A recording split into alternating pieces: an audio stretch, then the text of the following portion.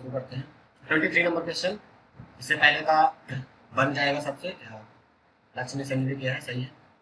23 design a class to overload function sum series function को overload करना है as follows. First point, जो पहला फंक्शन हमारा सम सीरीज का होगा उसका क्या है, prototype void sum series int and double x, यानी ये दो आर्ग्यूमेंट लेगा, एक इंटीजर टाइप का और एक डबल टाइप का, ठीक है, with one integer argument and one double argument. Okay, find and print the sum of the following series.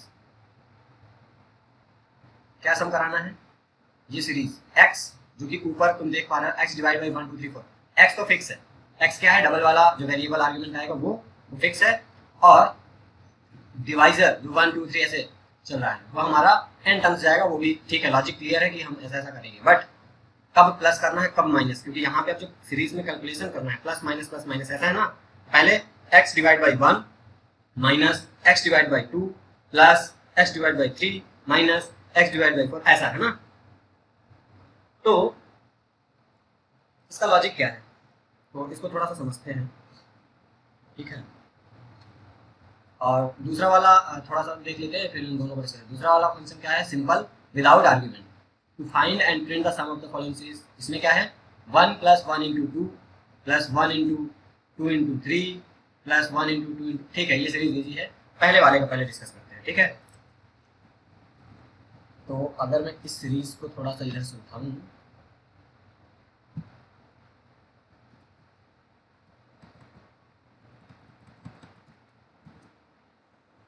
ये हमारी सीरीज है,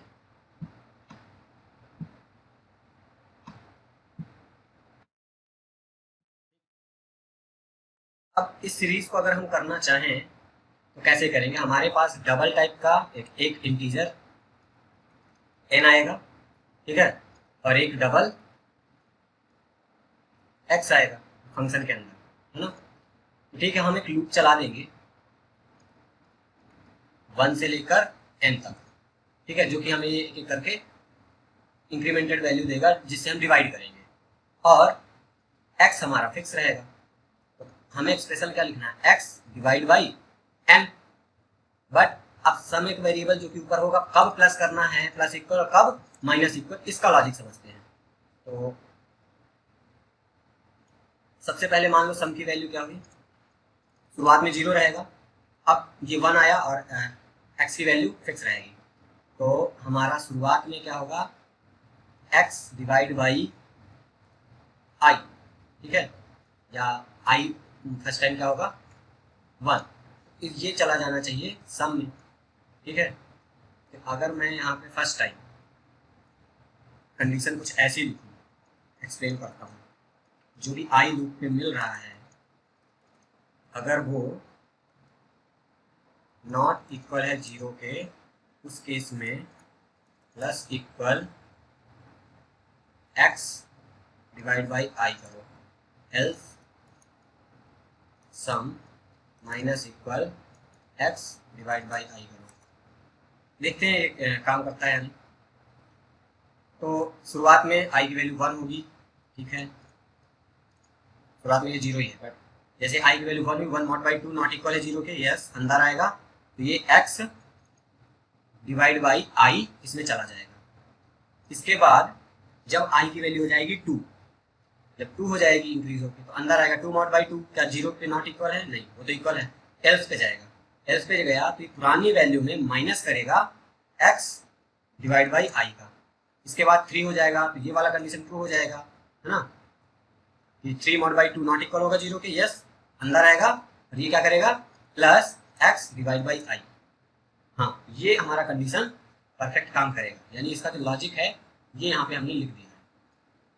करना क्या है, जब भी हमारा टर्म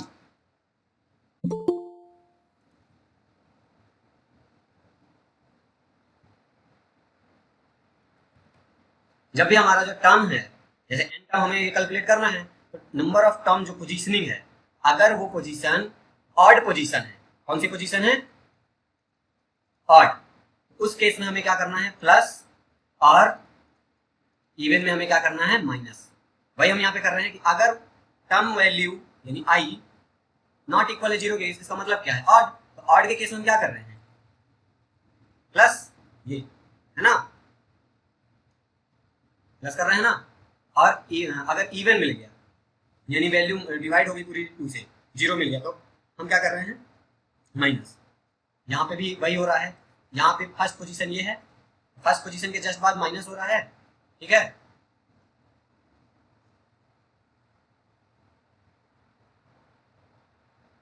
बट एक्चुअली ये फर्स्ट पोजीशन नहीं है, क्योंकि शुरुआत में सम की वैल्यू होगी 0 और 0 प्लस x डिवाइड बाई 1 ऐसा होगा शुरुआत का, अगर इंटरनली देखो तो यहाँ पे फर्स्ट पोजीशन ये हो गई और ये हो गई सेकेंड पोजीशन। तो अब अगर तुम देखो तो जब हमारा पोजीशनिंग क्या हुआ, इवन, उस केस में हम क्या करा, सॉरी ऑड, उस केस में हम क्या करा रहे हैं यहाँ पे प्लस, और जैसे ही पोजीशन नंबर 2 आएगा तो यहाँ पे आ जाएगा ऑपरेटर माइनस, ठीक है। तो यहाँ पे ऑड के केस में प्लस और इवन के केस में माइनस, ये लॉजिक लगाएंगे प्रोग्राम हमारा बन जाएगा। तो चलो इसको पहले डायरेक्ट प्रोग्राम में सॉल्व करते हैं। क्वेश्चन नंबर कौन सा है जरा बताना। 23। अच्छा, अभी जो एक्सप्लेन किया हूँ वो समझ आया ना लॉजिक? Yes sir. सभी को? ज्योति, सिस्टम हैंग कर रहा है। Yes sir. फंक्शन का नाम क्या है? वाइड सम सीरीज, ठीक है। Void sum series int double x, double sum equal 0 for int I equal 1, I less than equal n, n तक जाना है ना, आई प्लस प्लस। और यहाँ पे कंडीशन बेस पे इफ जो हमारा टर्म है आई मॉड बाई 2 अगर नॉट इक्वल है 0 के, तो उस केस में हमको क्या करना है। अच्छा, सिंगल स्टेटमेंट है तो ये मैं कर्ली ब्रैकेट नहीं भी लगाऊंगा तो चलेगा, मैं डायरेक्ट लिखता हूँ sum plus equal x divide by, ठीक है। और इसको मैं अगर ऐसे ब्रैकेट में लिख दूँ तो और क्लियर सही लगेगा, ठीक। Else sum minus equal x divide by I, है ना, सही है। बस इसके बाद हमको क्या करना है, इसको प्रिंट कराना है, कैलकुलेट करके लूप के बाहर आएंगे, dot println sum of series equal sum, ठीक है। ये अभी सोल्यूशन हुआ पहला वाला मेथड का, बन जाएगा। बोलो बोलो। Yes sir. अब इस वाली सीरीज की बात कर लेते हैं, तो इसको भी थोड़ा सा उठाते हैं और डिस्कस करते हैं इसको कैसे करेंगे।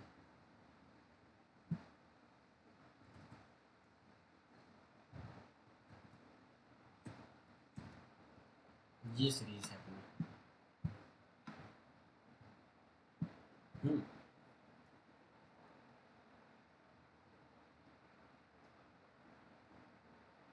शुरुआत हमें अच्छा 20 तक ले जाना है ना, 20।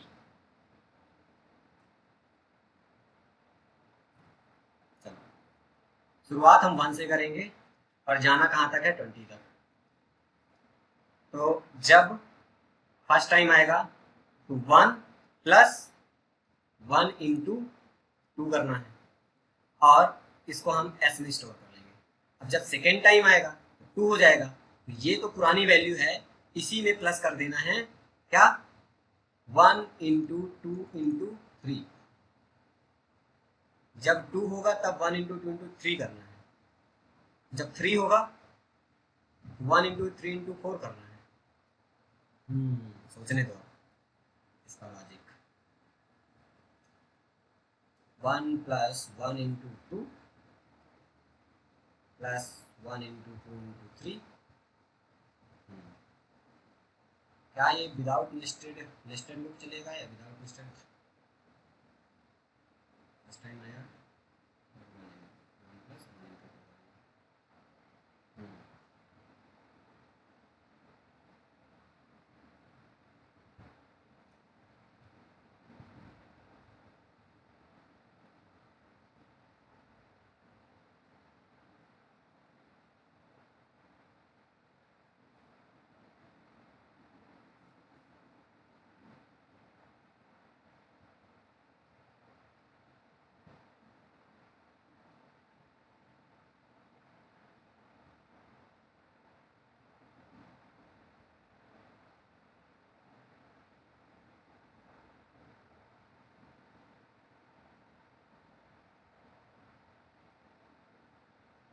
पहले सिंपल फॉर लूप चला दे।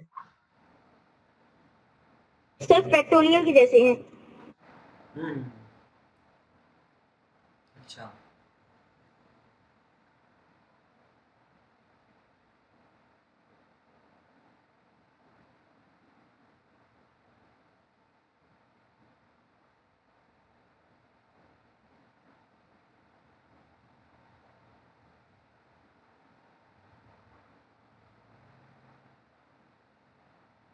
जब पढ़ते हैं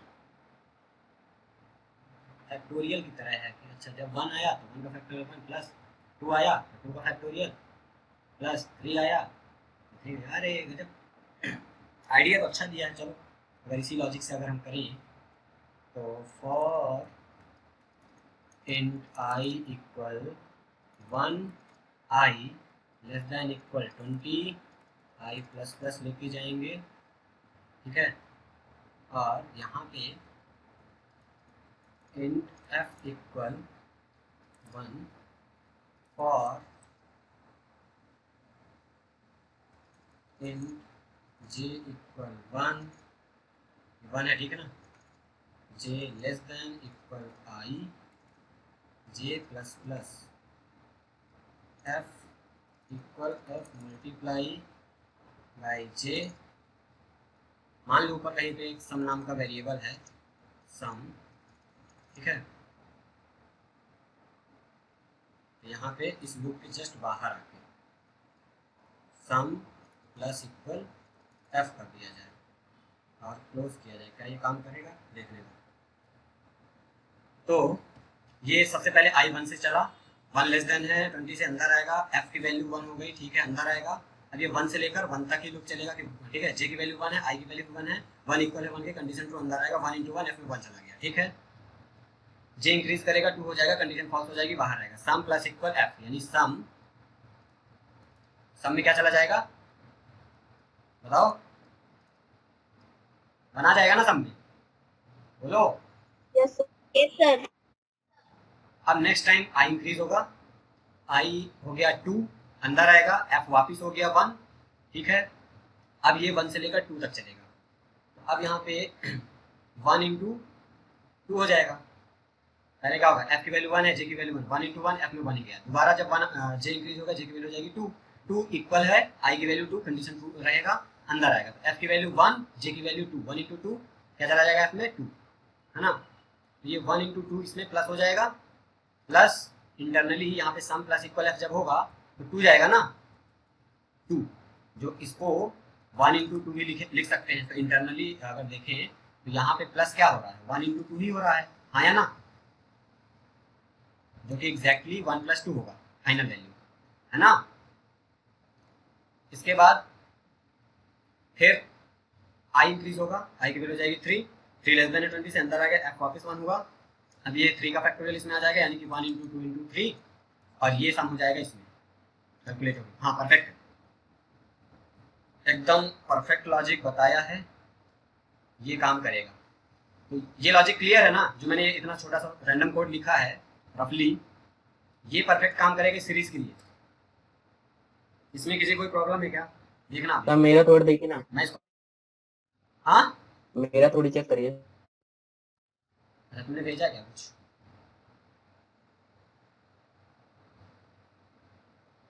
सम 0 है, टर्म 1 है, टर्म 1 आई 20 तक गया, टर्म इंटू इक्वल आई, टर्म की वैल्यू 1 इंटू 1, टर्म में 1 चला गया, फिर सम प्लस इक्वल 1 आ गया, ठीक है, 2 हो गया, 2 into 1 and sum plus equal term यहाँ पे, हाँ, देन 3 हो गया, 3, हाँ ये भी सही है। तो ये विदाउट नेस्टेड लूप का हो गया, और ये जो मैं अभी किया वो नेस्टेड लूप है, दोनों ही सही है, ठीक है ना। इसका जो लॉजिक है इसको भी देख लो तुम लोग, ये वाला प्रोग्राम भी परफेक्ट काम करेगा, और इसका लॉजिक और नीचे लिखता हूँ यहाँ पे, इसलिए क्या किया, for int i equal 1, i less than equal 20, i plus plus, इससे पहले इसने कुछ वेरिएबल बनाए हैं, int सम इक्वल 0, कॉमा टर्म इक्वल 1, कुछ ऐसा, और इसके अंदर टर्म मल्टीप्लाई इक्वल आई किया है, और फिर सम प्लस इक्वल टर्म किया है, और लूप क्लोज करके प्रिंट करा दिया है सम को। तो ये वाला भी परफेक्ट काम करेगा, कैसे देखो, अभी सम की वैल्यू 0 रहेगी, टर्म की वैल्यू शुरुआत में 1, अब ये 1 से स्टार्ट हुआ, 1 से स्टार्ट हुआ, 1 लेस देन 20 से अंदर आएगा, टर्म इंटू इक्वल आई, तो टर्म की वैल्यू क्या है 1, और आई की वैल्यू भी क्या है 1, तो टर्म इक्वल टर्म इंटू आई, यानी 1 इंटू 1, टर्म में क्या किया 1, ठीक है। अब सम प्लस इक्वल टर्म, तो 0 प्लस 1 सम में क्या चला गया, यहाँ पे मैं लिखता हूँ, सम में क्या चला गया 1, हाँ, नेक्स्ट टाइम आई इंक्रीज हुआ, आई की वैल्यू क्या हो गई 2, अब टर्म में क्या रखा था 1, तो 2 इंटू 1, टर्म में क्या चला गया, ये internally term into term equal term into I, तो टर्म की वैल्यू 1, आई की वैल्यू भी क्या है शुरुआत में, अभी मतलब सेकेंड टाइम 2, तो इंटरनली टर्म में क्या गया 1 इंटू 2 ना, ये है टर्म की वैल्यू, ये है आई की वैल्यू, टर्म में भी क्या गया 2, ठीक है।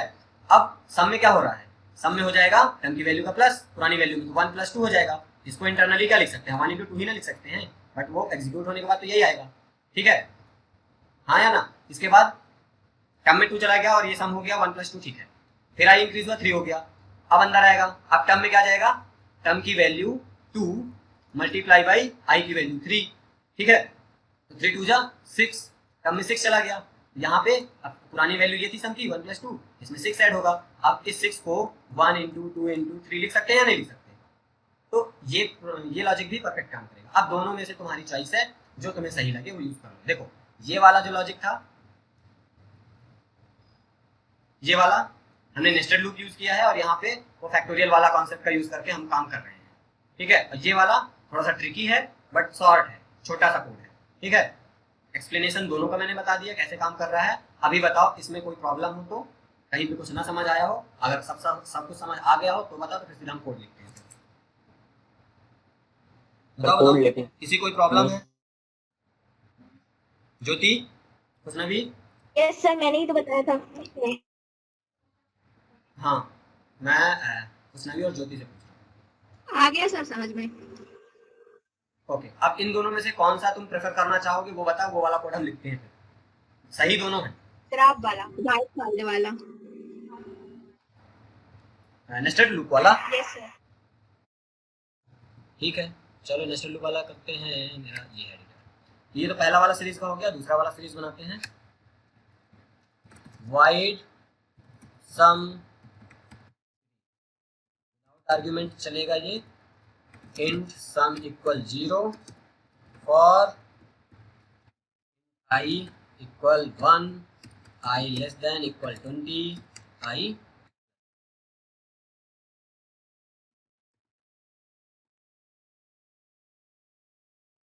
F equal 1,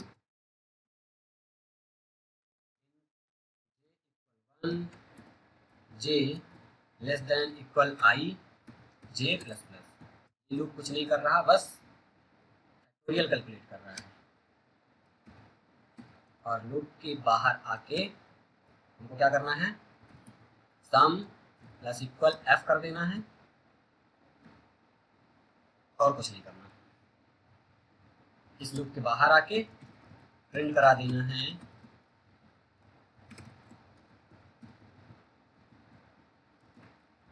some of series equal sum. Compile करें, ठीक है, कंपाइल हो गया सक्सेसफुली। ऐसा ही कोड था एक बार।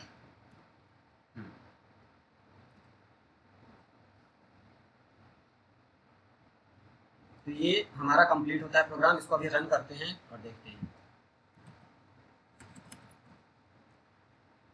ऑब्जेक्ट बनाए,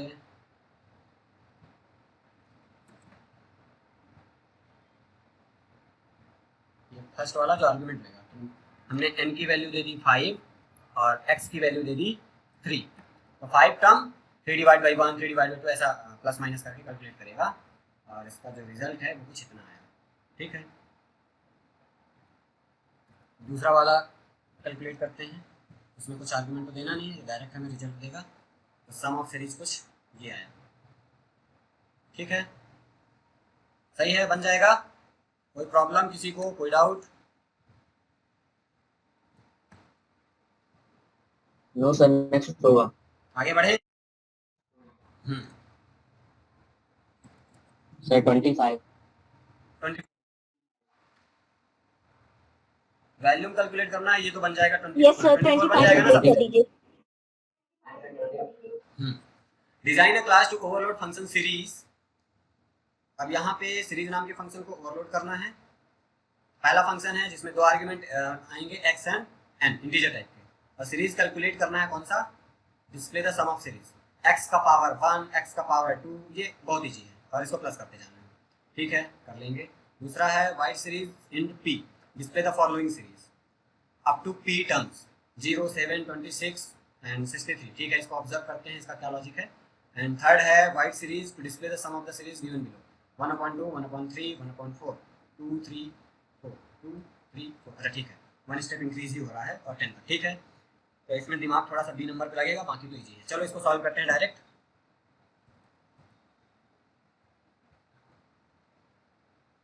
question number 25,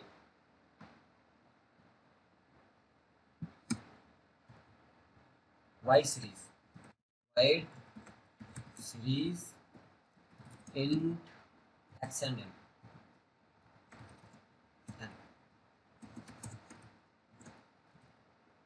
up to n terms हमको लेके जाना है। ठीक है, और कैलकुलेट करना है। For in i equal 1, i less than equal n, i plus plus.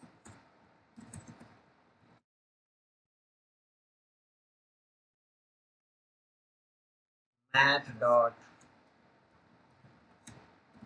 Pav x की पावर, ठीक है, और इसको अगर हम किसी में रख लें इसकी value int p,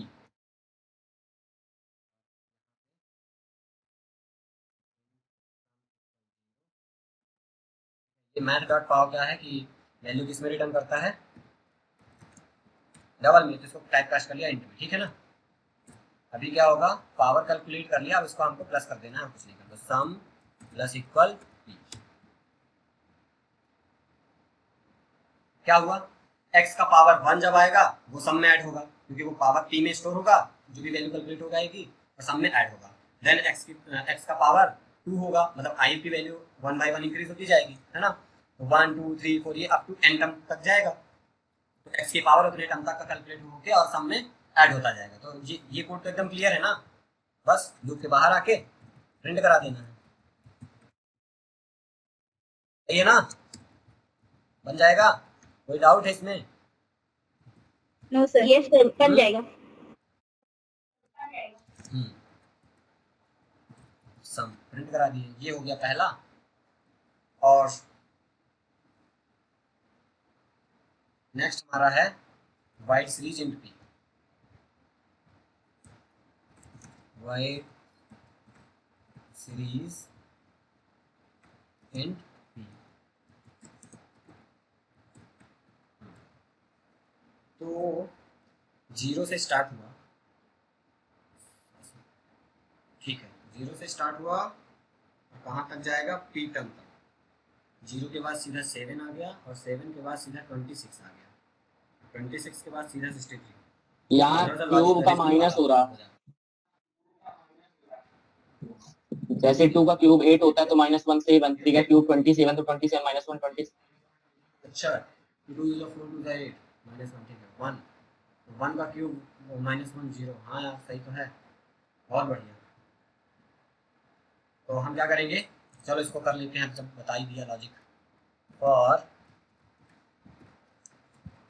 int I equal 1, I less than equal p I plus plus, यहाँ पे int p इक्वल, अच्छा मैं फंक्शन क्यों यूज़ करूँ, क्यूब ना करना है, किसका क्यूब करना है, आई की वैल्यू, सही है, आई की वैल्यू का क्यूब करना है। तो जो भी करंट पे आई की वैल्यू होगी, आई इंटू आई इंटू आई के बाद एरर क्या है, पी सर, अच्छा यहाँ पी नहीं कर सकते, कौन सा वैल्यू, चलो डबल पी ले लेते हैं ना, क्या दिक्कत है। इंट सम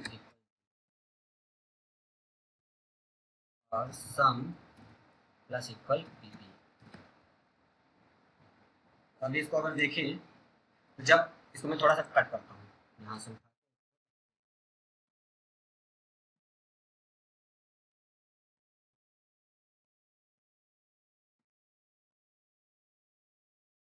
मेरा कोड है और डिस्प्ले कराना है, अच्छा यहाँ पे सम नो कराना है मुझे डिस्प्ले आ कराना है, किसको डिस्प्ले करा दूंगा, पी को, पी को प्रिंट करा देना है, ठीक है ना। तो यहाँ पे सिस्टम डॉट आउट डॉट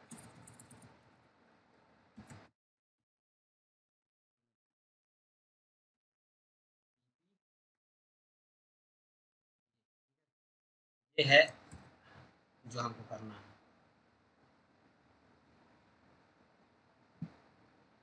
यहाँ पे सम का जरूरत भी नहीं है, फिर इसको भी हटाओ, अभी सही है।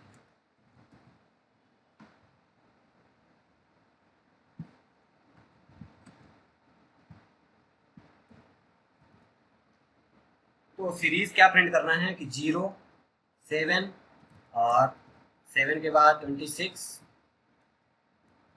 63 है, और ये 63, ये कहाँ तक जाएगा, पी टर्म तक। तो ये क्या ऐसा प्रिंट करेगा, चलो देखते हैं। तो अभी आई की वैल्यू यहाँ पे क्या होगी, 1, 1 लेस देन है, पी की वैल्यू सपोज आ गया 5 है, लेस देन होगा, ठीक है, अंदर आया। अब यहाँ पी में क्या जाएगा, 1 इंटू 1 इंटू 1 माइनस 1, तो ओवरऑल वैल्यू 1 माइनस 1 होगी, जो कि पी में क्या चला जाएगा, 0, और पी को यहाँ पे प्रिंट कर दिया तो 0 प्रिंट हो गया, देन स्पेस। इसके बाद हो गया 2, आई की वैल्यू हो गई 2, 2 भी लेस देन है 5 से अंदर आएगा, 2 इंटू 2 इंटू 2 क्या हो जाएगा, 8, 2 इंटू 2 इंटू 2 8, 8 माइनस 1 हो जाएगा 7, पीपी में क्या गया 7, यहाँ पीपी को प्रिंट किया 7 हो गया स्पेस। इसके बाद आई की वैल्यू जाएगी 3, अंदर आएगा, तो अब यहाँ पे आई इंटू आई यानी 3 इंटू 3 इंटू 3 क्या हो जाएगा 27, माइनस 1 हो जाएगा 26, पीपी में 26 आ गया, ऐसे 26, मतलब ये सीरीज प्रिंट करके देगा। परफेक्ट, समझ आ गया, बन जाएगा। लो अभी एक और का कंप्लीट सोल्यूशन ये है। ठीक है, इसको रन करते हैं। अभी इसी में एक और, यस इसी में अभी एक और है क्या, अच्छा अच्छा ये वाला ठीक है, ये वाला तो इजी है, चलो इसको भी कंप्लीट कर देते हैं, भूल ही गया था मैं। वाइड सीरीज, इसमें कोई आर्गुमेंट है क्या, नहीं कोई आर्गुमेंट नहीं है, और ये 10 तक चलाएंगे और 1 डिवाइड बाई, ठीक है, 1 ऊपर फिक्स है, 1 फिक्स है और 2 से चलेगा इंक्रीमेंटेड होते हुए, ठीक है। ये हो गया wide series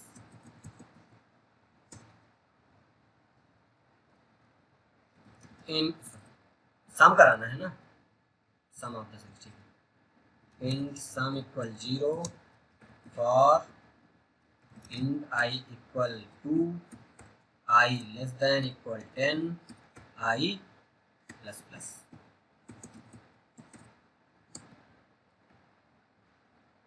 sum plus equal 1 divide by I,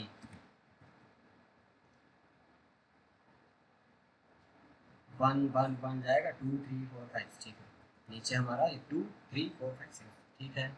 और यहाँ पे इंट की जगह मैं वेरिएबल जो यूज़ करूँगा डबल यूज़ करूँगा। रीज़न क्योंकि यहाँ पे डिवाइड हो रहा है तो वैल्यू हमें कुछ कैसी मिल सकती है, वैल्यू मिल सकती है, इसलिए मैं डबल वेरिएबल यूज़ कर रहा हूँ। लूप के बाहर आ जाएंगे और प्रिंट करा देंगे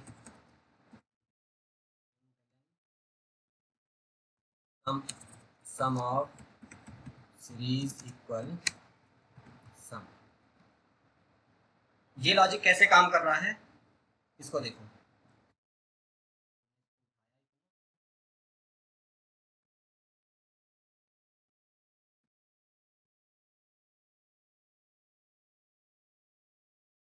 तो 1 divide by 2 plus 1 divide by 3 है ना,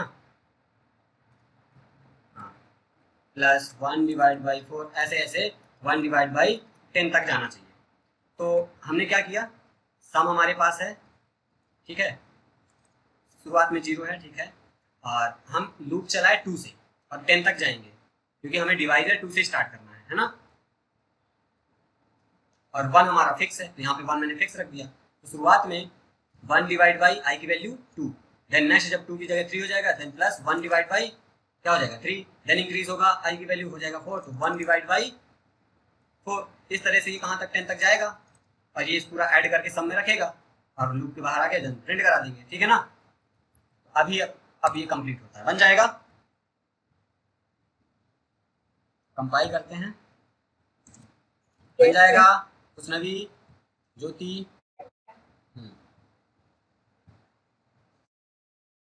विदाउट पैरामीटर वाला जो सीरीज को प्रिंट कराएगा।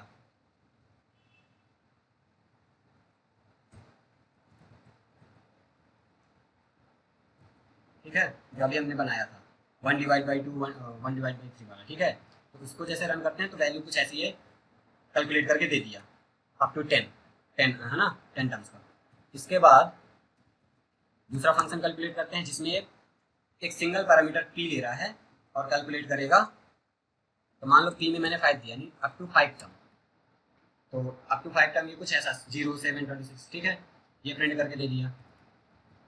और सबसे पहला वाला इसमें x की वैल्यू कुछ देंगे, मान लो हमने x की वैल्यू दे दिया 3 और n की वैल्यू दे दिए 5। यहाँ पे x और x की वैल्यू का क्या करना था, x के पावर ना, और n टर्म तक लेके जाना था। तो मैं यहाँ पे n की वैल्यू क्या दिया 5, यानी 5 टर्म, जो भी वैल्यू आएगा 5 टर्म तक का वो यहाँ पे हमें आउटपुट में दिख रहा है, ठीक है। तुम इसको वेरीफाई कर सकते हो अपने से, कैलकुलेटर उठाओ और वैल्यूज जो भी हमने पुट की हैं बस कैलकुलेट करना शुरू कर दो, वेरीफाई कर लो आउटपुट सही आया या नहीं। हालांकि सब सही है, बन जाएगा। Yes sir. Yes sir. बोलो ठीक है। तो फिर मैं नेक्स्ट चैप्टर का पीडीएफ डाउनलोड करता हूँ।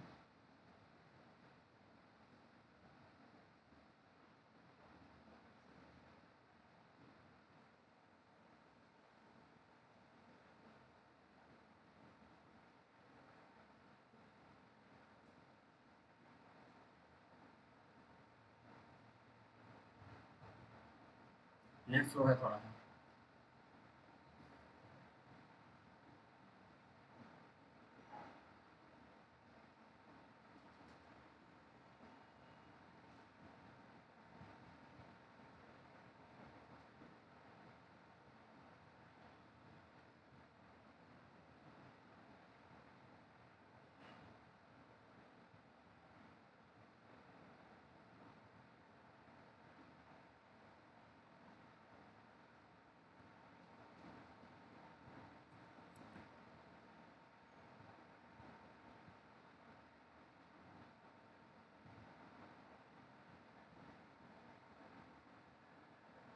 तो अभी हमने मेथड पढ़ लिया, फंक्शन क्या होते हैं, कितने टाइप के होते हैं, कैसे कॉल करते हैं, कितने तरीके से डिफाइन कर सकते हैं, कितने तरीके से कॉल कर सकते हैं, सारी चीज़ें, और सॉल्यूशन अनसॉल्व ये सब सॉल्व कर लिया। पढ़ लेना, थ्योरी बहुत जरूरी है, बुक रीड करते रहना। अब हम आगे बढ़ेंगे नेक्स्ट चैप्टर जहाँ पे कंस्ट्रक्टर। अच्छा, कंस्ट्रक्टर स्कूल में खत्म हो गया? प्रोग्रामिंग करवा रहे हैं। ठीक है, तो कंस्ट्रक्टर के बारे में हम अब पढ़ने वाले हैं इस चैप्टर में। क्या क्या कंस्ट्रक्टर के बारे में इसमें पढ़ेंगे, चैप्टर एट अ ग्लांस देखते हैं। कंस्ट्रक्टर, कंस्ट्रक्टर के characteristics, use of constructor, types of constructor, invoking और calling of constructor, understanding the default and non parameterized, ठीक है, और डिफरेंस बिटवीन, ओके। बहुत छोटा चैप्टर है, थ्योरेटिकल कॉन्सेप्ट वाइज, ठीक है। एक बार कंस्ट्रक्टर का टाइप, कंस्ट्रक्टर क्या है, कंस्ट्रक्टर क्यों यूज करते हैं और कितने टाइप के होते हैं, कैसे डिफाइन करते हैं, रूल्स एंड रेगुलेशन, सब कुछ देखने के बाद हम भी डायरेक्ट चलते हैं सॉल्यूशन की तरफ, मतलब अनसॉल्व सॉल्व। तो सबसे पहले constructor, what is constructor, school में पढ़ लिया है, क्या है, कोई आइडिया बताओ, ज्योति तुम बताओ। A special function created by the same name as a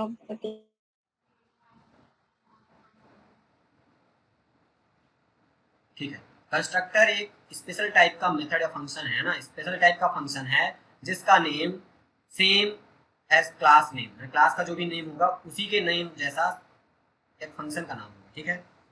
special type of function which name has the same as class name and it does not require the return type. मतलब जब भी हम constructor बनाएंगे तो इसमें हमें return type लिखने की जरूरत नहीं है, it never use the return type. यानी कि हम ऐसा कुछ नहीं लिखेंगे कि वाइड, देन अगर क्लास का नाम है मेरा सिंपल तो वाइड सिंपल, वाइड वगैरह इंट, ये सब मतलब जो फंक्शन में हम डेटा टाइप या रिटर्न टाइप लिखते थे वो कंस्ट्रक्टर के नेम के साथ प्रोटोटाइप में नहीं होता। कंस्ट्रक्टर का कोई भी रिटर्न टाइप नहीं होता, ठीक है, कंस्ट्रक्टर का कोई भी रिटर्न टाइप नहीं होता और इसका नेम हमेशा सेम क्लास के नेम, जो भी क्लास का नाम तुमने बनाया है वही नाम सेम एज होगा कंस्ट्रक्टर का। हाँ, कंस्ट्रक्टर के साथ हम पब्लिक सॉरी क्या बोलते हैं उसको, मॉडिफायर, एक्सेस स्पेसिफायर, जो हम पब्लिक प्राइवेट प्रोटेक्टेड ये सब लिखते थे ना, तो हम एक्सेस स्पेसिफायर यूज कर सकते हैं, हम कंस्ट्रक्टर को पब्लिक बना सकते हैं, है ना, प्राइवेट कर सकते हैं, तो वो अपने ऊपर है। तो हम जनरली क्या लिखते हैं, एक्सेस स्पेसिफायर पब्लिक, देन जो भी हमारा क्लास का नाम है उसी वही नाम हम कंस्ट्रक्टर का नाम देंगे और पैरेंथेसिस, ठीक है, पैरेंथेसिस। जैसे यहाँ पे अगर हमने क्लास बनाई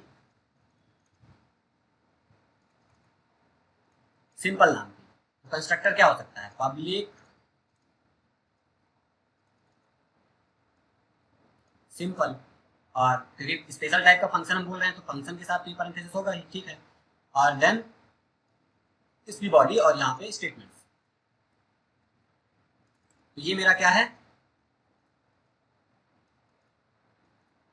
कंस्ट्रक्टर है, ठीक है। अब कंस्ट्रक्टर के बारे में जो 3-4 पॉइंट स्कूल में बताया गया है इसमें पब्लिक लगाने की कोई जरूरत नहीं है और ऑलरेडी पब्लिक रहता है। हाँ, तो कोई दिक्कत नहीं है ना, एक्सेस स्पेसिफायर तो ऑलवेज ऑप्शनल ही रहता है, तो मैंने लिखा दिया एक्सेस स्पेसिफायर कहीं पे भी हो वो ऑप्शनल ही रहता है, फंक्शन को भी हम पब्लिक बना सकते और हैं, प्राइवेट और प्रोटेक्ट नहीं बना सकते, ठीक है ना, हम लिख सकते, हाँ? बना सकते हैं अगर हम चाहते हैं तो, अगर सर हम बोल रहे चाहते हैं कि हैं तो, नहीं बना सकते, सर ठीक है ना? मैं कंफ्यूज हो गई हूँ। तो ये वो एडवांस चीजें हैं, हम कर सकते हैं, कंस्ट्रक्टर को हम बना सकते हैं पब्लिक के अलावा भी, अगर हम चाहते हैं कि हमारा कंस्ट्रक्टर कोई और ना कॉल कर पाए, है ना, वो एडवांस टॉपिक हो जाता है कॉम्पिटिटिव प्रोग्रामिंग का, ओके सर, इसलिए उसको अभी साइड करो। तो कंस्ट्रक्टर बेसिक जो 2-3 पॉइंट हैं वो जानने की जरूरत है और इसको एकदम दिमाग में सेट कर लेना। क्या, सबसे पहले कंस्ट्रक्टर का नाम हमेशा क्लास के नाम जो भी होगा उसके साथ होगा। दूसरा, कंस्ट्रक्टर का कोई भी रिटर्न टाइप, यहाँ पे मैंने कुछ लिखा क्या, वाइड जैसा, वाइड इंट कुछ भी नहीं, मतलब constructor never return any value, जैसे फंक्शन वैल्यू रिटर्न करता है, कंस्ट्रक्टर कोई भी वैल्यू, किसी भी टाइप की वैल्यू कभी भी रिटर्न ही नहीं करता, constructor never return the value, okay. अब कंस्ट्रक्टर को हम मैन्युअली कॉल करने की जरूरत नहीं पड़ती, जब हम कंस्ट्रक्टर का ऑब्जेक्ट बनाते हैं कंस्ट्रक्टर ऑटोमेटिक कॉल हो जाता है। क्या, जैसे हम फंक्शन बनाते थे तो हम फंक्शन को ओबीजे डॉट जो भी फंक्शन का नाम है और बाय पासिंग द वैल्यूज अगर है आर्गुमेंट, अदरवाइज ऐसे नॉर्मली कॉल करते थे, हाँ या ना, हाँ सर, करते थे ना ऐसा कुछ। बट ये फंक्शन के केस में हम ऐसा करते थे, फंक्शन को कॉल करने की जरूरत पड़ती है, it require to invoke the function, ठीक है। बट जब हम कंस्ट्रक्टर की बात करते हैं तो हमें कंस्ट्रक्टर को कॉल खुद नहीं करना होता, जैसे ही हम ऑब्जेक्ट बनाए कंस्ट्रक्टर ऑटोमेटिक कॉल हो जाता है, ठीक है ना। Yes sir. ठीक है, तो ये 2-3 पॉइंट थे कंस्ट्रक्टर के बारे में। अब यहाँ पे एक छोटा सा एग्जांपल तुम्हें दिखाता हूँ कंस्ट्रक्टर।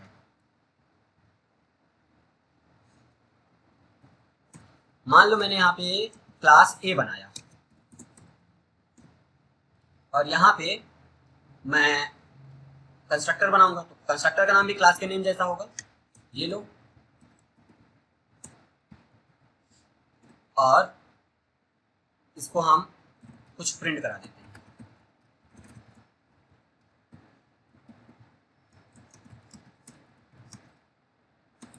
या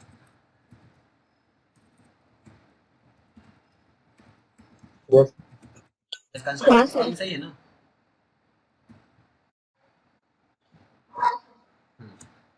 अब मैं यहाँ पे एक फंक्शन बनाऊंगा अपना, पब्लिक स्टैटिक वाइड मीन,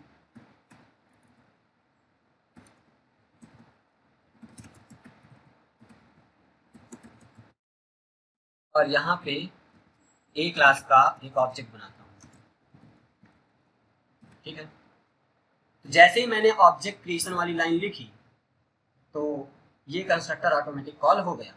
जब मैं मेन फंक्शन को कॉल करूंगा तो मैं देखो अलग से मैंने कुछ ऐसा कुछ नहीं लिखा ना कि मैं फंक्शन कॉल कर रहा हूँ, फिर भी कंपाइल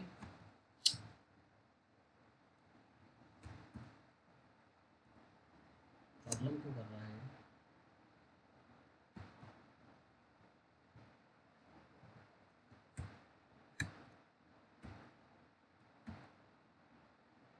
ये नाम का कोई फंक्शन पहले से बना है क्या, नहीं बना।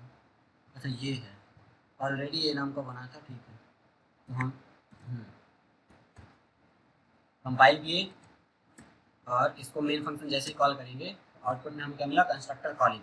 मतलब क्या साफ हुआ कि हमारा कंस्ट्रक्टर कॉल हुआ जैसे ही मैंने मेन फंक्शन रन किया। मेन फंक्शन रन किया तो हमारा ये ऑब्जेक्ट बना, ऑब्जेक्ट बनते ये कॉल हो गया। जब ऑब्जेक्ट क्रिएट होता है एक्चुअली पे यहाँ पे इतना पार्ट अगर देखो ना, ये सेलेक्टेड एरिया, ये पार्ट कंस्ट्रक्टर को कॉल कर रहा है, समझे। न्यू के बाद ए और पैरेंथेसिस, इतना एरिया ये कुछ ऐसा नहीं लग रहा कि हाँ कंस्ट्रक्टर कॉल हो रहा है, जैसे हम फंक्शन कॉल करते हैं फंक्शन का नेम पैरेंथेसिस, हाँ या ना। बताओ, ये जो एरिया जो मैंने हाईलाइट किया है ये एरिया कंस्ट्रक्टर कॉलिंग के लिए रिस्पॉन्सिबल है। जब भी हम ऑब्जेक्ट बनाते हैं तो ये पोर्शन भी लिखते हैं जिसकी वजह से हमारा कंस्ट्रक्टर कॉल होता है। Yes sir. ठीक है ना, समझ आया। अब कंस्ट्रक्टर जो है, what is the use of constructor. हमारे पास जब सिंपल मेथड था, फंक्शन था, तो कंस्ट्रक्टर क्यों आया, आखिर जरूरत क्या पड़ी इसकी। तो कंस्ट्रक्टर का यूज कुछ भी ऐसे टास्क को काम करने के लिए नहीं करते हैं, जैसे हम फंक्शन का यूज करते थे कोई भी प्रॉब्लम को सॉल्व करने के लिए, हम कुछ भी कैलकुलेशन टास्क को काम करने के लिए नहीं। हम कंस्ट्रक्टर के साथ करने को तो बहुत कुछ कर सकते हैं। तुम कंस्ट्रक्टर बना के उसके अंदर तुम मैथमेटिकल कैलकुलेशन सीरीज प्रिंट कराओ, जो भी कराना है करा दो, तब हो जाएगा। बट जो मेन मोटिव कंस्ट्रक्टर का यूज करने का, जो कंस्ट्रक्टर बनाया कि आया क्यों प्रोग्रामिंग के अंदर, जावा के अंदर कंस्ट्रक्टर जैसा फीचर आया क्यों, उसका जो मेन मोटिव क्या है, मेन उद्देश्य जो उसका था, डेटा मेंबर्स को इनिशियलाइज करने के लिए हम कंस्ट्रक्टर यूज करते हैं। इसके लिए डेटा मेंबर्स को इनिशियलाइज, डेटा मेंबर बोले तो जो वेरिएबल्स होते हैं उनको डिफॉल्ट वैल्यू के साथ उनको इनिशियलाइज करने के लिए हम कंस्ट्रक्टर का यूज करते हैं। इंस्टेंस वेरिएबल जिनको हम बोल देते हैं, डेटा मेंबर यानी इंस्टेंस वेरिएबल। तो मान लो मेरे पास यहाँ पे कुछ वेरिएबल होते हैं, इंट ए कॉमा बी ऐसा कुछ, और मैं चाहता कि जैसे ही मैं प्रोग्राम रन करूं तो इन ए और बी में कुछ डिफॉल्ट वैल्यू स्टोर हो जाए, तो मैं वहां पे कंस्ट्रक्टर यूज करूंगा। जैसे ही प्रोग्राम रन होगा तो यहाँ कंस्ट्रक्टर ऑटोमेटिक कॉल होगा और ये हमारे डेटा मेंबर्स को बाय डिफॉल्ट कुछ वैल्यूज के साथ इनिशियलाइज कर देगा। ठीक है, तो मान लो यहाँ पे ए इक्वल 10 कर दिया, बी इक्वल 15 कर दिया, ठीक है। और जैसे ये कंस्ट्रक्टर कॉल होगा तो ए में 10 और बी में 15 स्टोर करा देगा। और अब जब मैं यहाँ पे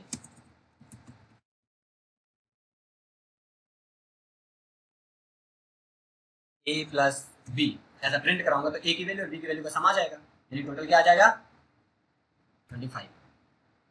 अच्छा PRINTLN OBJ के साथ इनको यूज करेंगे, ठीक है ना, OBJ.A क्योंकि ये इंस्टेंस वेरिएबल है, OBJ.B। अब सही है, कंपाइल करें, इसको रन करें तो आया 25, ठीक है ना। कभी कभी जब हम एक्चुअल पे सॉफ्टवेयर डेवलपमेंट करते हैं, ठीक है, तो कभी कभी हमें ऐसी जरूरत पड़ जाती है कि हमारे पास कुछ वेरिएबल्स हैं, उनमें कुछ बाय डिफॉल्ट वैल्यूज स्टोर करना चाहते हैं कि जब कुछ ना हो तो बाय डिफॉल्ट ये वैल्यू आ जाए, है ना। मान लो हम एक वेरिएबल पाई नाम का बनाते, आगे हमें पाई की वैल्यू कुछ स्टोर करानी है, तो जैसे ही प्रोग्राम रन हो तो उसमें एक डिफॉल्ट वैल्यू हम स्टोर कराना चाहते हैं, पाई की वैल्यू 3.14। जैसे ही हमारा मेन फंक्शन रन होगा तो बाय डिफॉल्ट पाई में 3.14 स्टोर हो जाएगा और आगे हम उसको यूज कर लेंगे, हम मैनुअली आगे एफर्ट नहीं डालना चाहते, ठीक है ना। इससे होगा क्या, मान लो उन वैल्यूज को हमें आगे फर्दर यूज करना है तो मैनुअली हमारे दिमाग से वो लोड कम हो जाएगा कि हाँ यार अभी तो उनमें वैल्यू भी इनिशियलाइज करनी है, नहीं, वो ऑटोमेटिकली इनिशियलाइज कर दिया गया, ठीक है। तो थोड़ा सा जो डेवलपर या प्रोग्रामर होता है तो उनका जो दिमाग में लोड रहता है, माइंड का वर्णन वो तो कम हो जाता है, ठीक है ना। तो basically constructor is used to initialize the data members. Yes, sir. Yes, sir. समझ आया? तो Yes. यूज ऑफ कंस्ट्रक्टर भी पता चल गया कि किस लिए यूज करते हैं। कंस्ट्रक्टर दो तीन कैरेक्टरिस्टिक्स जो हमने बता दिए कि कंस्ट्रक्टर को कॉल करने की जरूरत नहीं पड़ती, ये ऑटोमेटिक कॉल होता है जब हम ऑब्जेक्ट क्रिएट करते हैं। कंस्ट्रक्टर का नाम कंस्ट्रक्टर के क्लास के नाम जैसा ही होगा, ठीक है।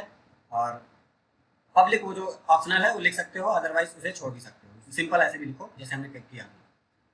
और अब कंस्ट्रक्टर का यूज देख लिया, अब बात करते हैं टाइप्स ऑफ कंस्ट्रक्टर। तो हमारे पास कंस्ट्रक्टर के बेसिकली 3 टाइप देखने को मिलते हैं, बट जावा में केवल 2 ही टाइप सपोर्ट होते हैं, ठीक है। जनरली कंस्ट्रक्टर 3 टाइप्स के मिलते हैं, कौन कौन से, default constructor, parameterized constructor and copy constructor, ठीक है। कॉपी कंस्ट्रक्टर जावा सपोर्ट नहीं करता, जावा केवल 2 टाइप के कंस्ट्रक्टर को सपोर्ट करता है, कौन कौन सा, डिफॉल्ट कंस्ट्रक्टर और पैरामीटराइज्ड। पैरामीटर। कौन कौन से, ठीक है। तो जैसे फंक्शन में हम पैरामीटर या आर्गुमेंट पास करते थे, अगर कंस्ट्रक्टर में कुछ वैसा ही आर्गुमेंट वैल्यू पास करने लग जाए पैरामीटर, तो कुछ टाइप के कंस्ट्रक्टर को हम पैरामीटराइज्ड कंस्ट्रक्टर बोल देते हैं। जैसे अगर यहाँ पे मैं कंस्ट्रक्टर बनाऊं, मान लो यहाँ पे क्लास बनी मेरी ए नाम की, तो यहाँ पे कंस्ट्रक्टर भी मेरा बनेगा, लेकिन यहाँ पे मैं इसमें कुछ वैल्यू पास कर दिया, ए इंट बी ऐसे नंबर ऑफ आर्ग्यूमेंट, ठीक है, यहाँ स्टेटमेंट होगा। तो ये मेरा किस टाइप का है कंस्ट्रक्टर, पैरामीटराइज्ड। अब जब इसको हम कॉल करेंगे, मतलब कॉल मतलब जब ऑब्जेक्ट बनेगा तभी कॉल होगा, तो मान लो हमने ए OBJ इक्वल न्यू ऐसा ऑब्जेक्ट ए, तो अब यहाँ पे इनमें वैल्यू पास कब करेंगे, जब यहाँ पे ऑब्जेक्ट बनाएंगे तो यहाँ पे अब वैल्यू 5, 2 ऐसा पास करेंगे, तो 5 ए में ट्रांसफर हो जाएगी और 2 बी में। During the creation of object we can pass the actual value to the constructor. Constructor को हम एक्चुअल वैल्यू या कहाँ कब पास करेंगे, जब हम ऑब्जेक्ट क्रिएट करेंगे, तो उसके आर्गुमेंट फॉर्मल आर्गुमेंट में रिसीव होगा, ठीक है। इनको हम आगे कल देखेंगे कैसे ये काम करते हैं, टाइप्स ऑफ कंस्ट्रक्टर, ठीक है। और जो अभी हमने यहाँ पे बनाया था ना ये कंस्ट्रक्टर, जिसमें कोई आर्गुमेंट नहीं है, विदाउट आर्गुमेंट है, इसी को हम डिफॉल्ट कंस्ट्रक्टर भी बोलते हैं, ठीक है। तो आगे की चीज़ें कंस्ट्रक्टर के बारे में कल डिस्कस करेंगे और धीरे से फिर जो भी होगा आगे बढ़ेंगे। अभी किसी को कोई डाउट है तो बताओ, अदरवाइज